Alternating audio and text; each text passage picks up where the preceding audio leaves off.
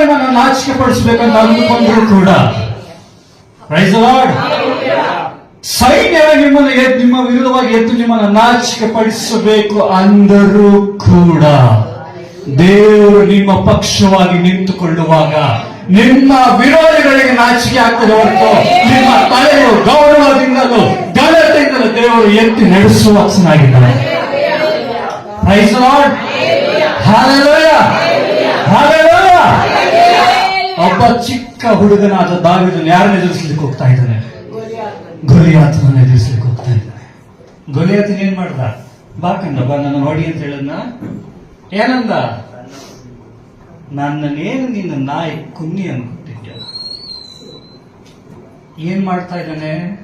ದಾವೀದನನ್ನ encourage ಮಾಡ್ತಾ ಇದ್ದಾನೆ, ಅವಮಾನ ಮಾಡ್ತಿದ್ದಾನೆ. ಏನ್ ಮಾಡ್ತಾ ಇದ್ದಾನೆ?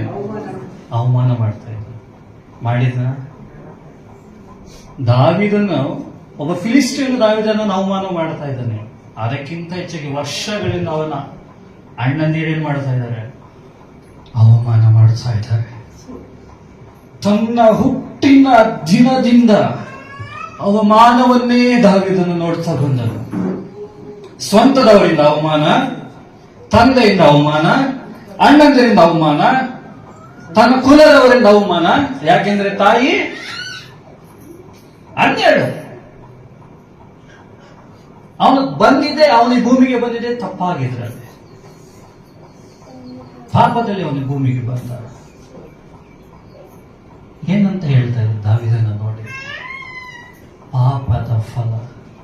ಅವಮಾನ ಮಾಡ್ತಾ ಇದ್ರು ದಾವೀದನನ್ನ. ಅದಕ್ಕೆ ದಾವೀದನ ಏನ್ ಮಾಡ್ತಾ ಇದ್ದ? ತಂದೆಗೂ ನೋಡಿ ದಾವೀದನ ಮೇಲೆ ಸ್ವಂತ ರಕ್ತ. ಯಾರು? ಇಷಯನಿಗೆ ದಾವೀದನು. ಆದ್ರೆ ಅವನಿಗೆ ದಾವೀದನ ಮೇಲೆ ನಂಬಿಕೆ ಇರಲಿಲ್ಲ.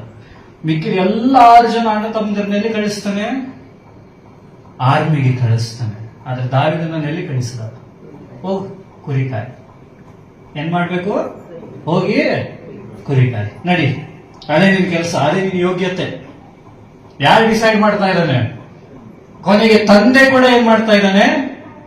ಕೇವಲವಾಗಿ ನೋಡ್ತಾ ಇದ್ದಾನೆ. ಆದ್ರೆ 6 ಜನ ಅಣ್ಣ ತಮ್ಮಂದಿರನ್ನ ದೇವರು ಆರಿಸಿಕೊಳ್ಳಿಲ್ಲ.